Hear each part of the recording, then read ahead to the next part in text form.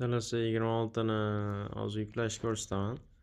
Birinchi navbatda Bolgariyani VPN tortib olish kerak. Tak, birinchida chiqqan mana 15 megabaytlik.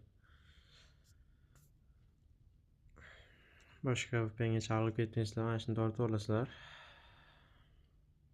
Tak, kiramiz buni ichiga.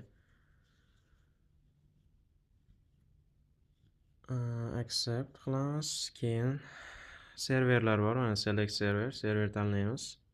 Mana shu yerdan Bolgariya 1 deb bosamiz. Keyin click connect qilamiz. Ruxsat berib. Burada qisqa reklama chiqadi.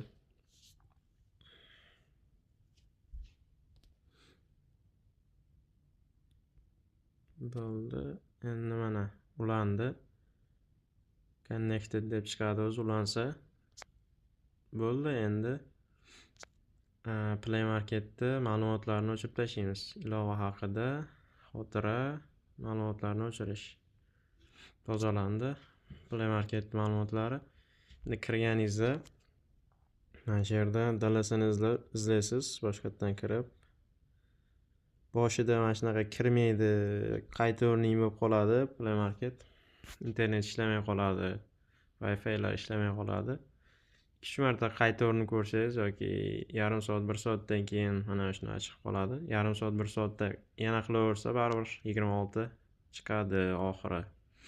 Shu, mana 26.